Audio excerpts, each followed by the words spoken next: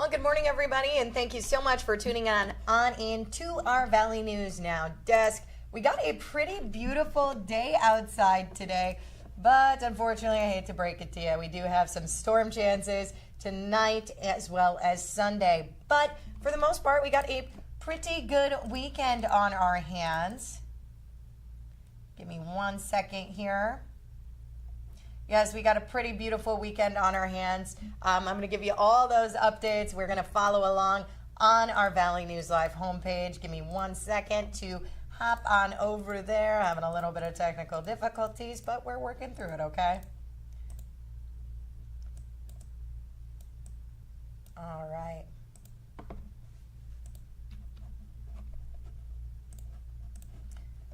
All right, again, thanks so much for joining us here on our Valley News Now desk. My name is Alex Larson. I guess I got these figured out now, okay? We're going to give it our best shot.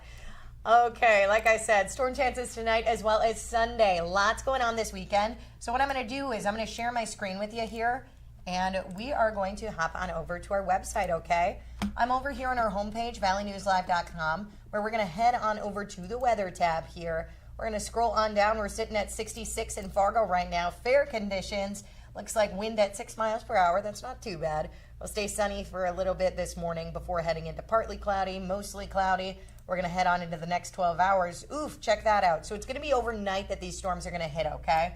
That looks like about 3 a.m., 4 a.m. We're going to start seeing stuff falling from the sky. So Friday afternoon, we're looking at a partly cloudy afternoon, late p.m., isolated storms, highs in the mid-80s. We are really kicking up the temperatures. Even if you were out last night, it was pretty hot outside last night. Now tomorrow we're also going to stay hot, 89. Sunday we're looking at storm chances. High of 87 though. And then check that out. We're going to stay pretty mild next week. It looks like those storm chances are going to kind of go away a little bit, but still, as we head on into this weekend, there is a lot to be weather aware about. And remember, our First Alert Storm Team works super hard to keep you all in the know, in the loop with everything that's going on right outside your window and front door. So download that VNL weather app so they're able to follow you wherever you go to give you updates on any sort of weather conditions that may be where you are. Remember that radar, it's going to follow you. So no matter where you go, if you're heading to Vegas, if you're heading to Florida, it's going to follow you there as well, okay? So that's another thing we want to talk about too, is you need something to keep you weather aware as we take on this severe weather, especially tonight for those severe storms. If there's somewhere you got to go to take cover for those severe storms, it's definitely a good tool to have to alert you to those happening. So we are also hopping over to our news portion of this segment, okay? We're following heartbreaking news this morning after one person has died. Now, this comes after a work accident in North Fargo yesterday at Mid-America Steel. When first responders got there, they learned an employee was seriously hurt. So they were then taken to the hospital by ambulance, but that employee died from those injuries. Circumstances of that accident are under investigation. Person's name, that is being withheld pending family notification.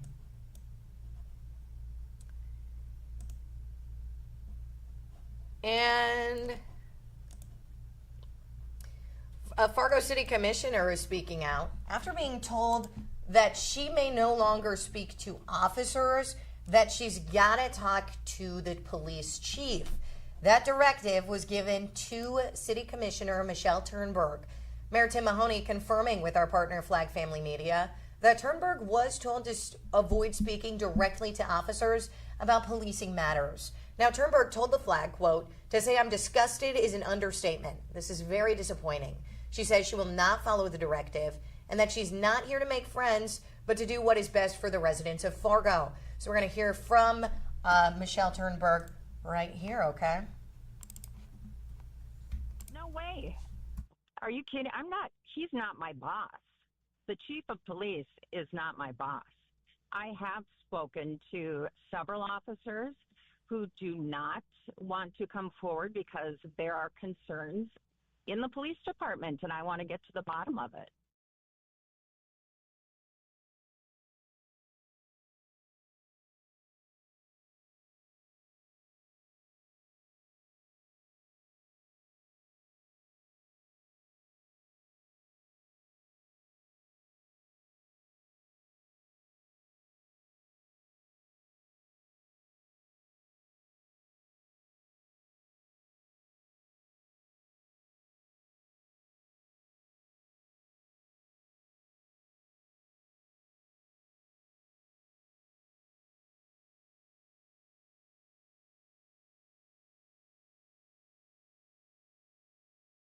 So it is a 3-day event that draws more than 100,000 people. The Downtown Street Fair in Fargo.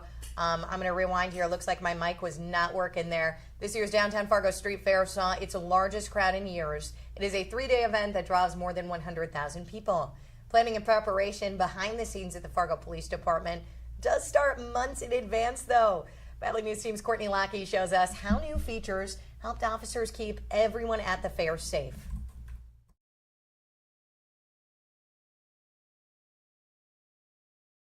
New resources and technology helped Fargo Police prevent crime at the street fair. This year we had the implementation of our new modular vehicle barriers as well as our new trikes. The planning was just very much more, I think, collaborative and a lot more comprehensive. Officers swept the area for explosives and used the real-time crime center to monitor cameras. When things happen across the country, across the world, we learn from those events as well as mistakes that we've made here. We always do after action reports of what we can improve upon for next year. They were able to track 59 calls for service downtown. Those interventions included an overdose response, recovering a stolen vehicle, and locating a missing person. And one thing we did learn is even though we have those modular vehicle barriers, I mean, obviously we'll be looking at, what are the needs for our city? Do we need more of them? And if so, like how many more do we need to truly harden an event like the street fair to make it, completely safe? And all 4 arrests were made. In Fargo, Courtney Lackey, Valley News Live.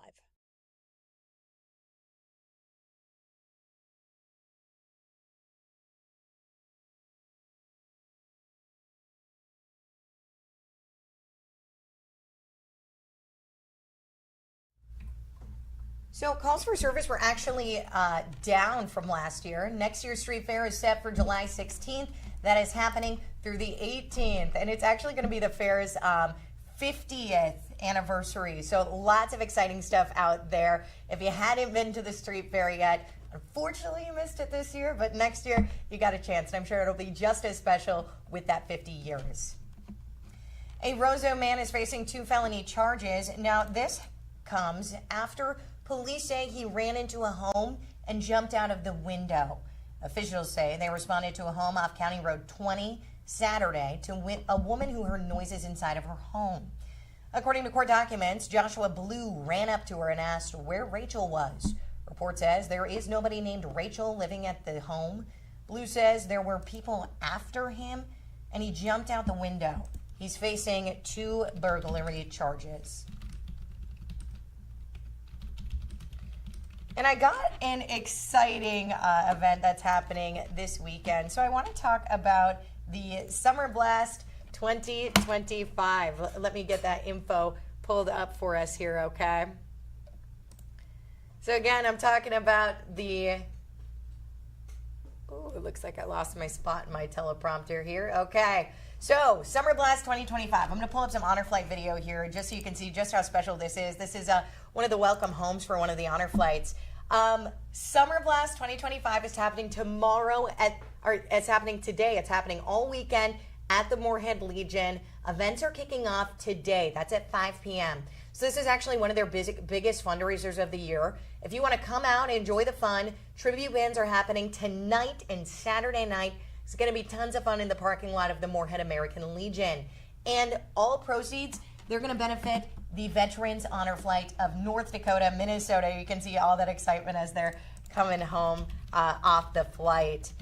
Now remember, 5 p.m., American Legion, they're going to have those cover bands happening there. It's going to be bands inside, outside. So I want to actually share my screen with you here so you can get an idea of what I'm looking at. We're going to get some more details on this here, okay? A weekend of fun and fundraising. There's going to be stuff for the kids here. Sanford Helicopter, Moorhead Police and Fire Department, music, entertainment, food trucks, vendors, oh my. So Coffee Club is going to start, that's at 8:30 to 2. Live in person. 5 p.m. is the concert. There will be a silent auction. 6:30 is announcement. 7 to 8:30, tripwires coming on. And then there's also going to be a dunk tank inside the concert bowl and axe throwing as well.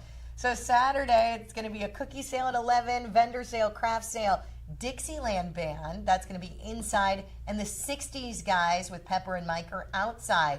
So there's going to be a dunk tank and axe throwing again. That's 7 to 10. Songs of the South. That's a tribute band to Alabama. They're going to be there too. Sunday, the Legion Riders are having their breakfast, and 11:30 a.m. the silent auction will close. And you can find this over on the Veterans Honor Flight of North Dakota, Minnesota website. They've got all that information there. They've got tons of events that happen throughout the year. So if you aren't able to make it out to the fun, you can head on over to their website, find a different one you can make it out to. It's super awesome. Anyways, that's about all I got for you this morning. Remember, you can find this streaming on our Facebook page, our YouTube channel, as well as over on our live stream on our website as well. Starts around that 7:30 time frame, so I can break down everything you may have missed during the Valley today this morning. Now, we're not going to have this weekend because I'm off, but I'll see you again on Monday. I'm reporting for Valley News Live on the Valley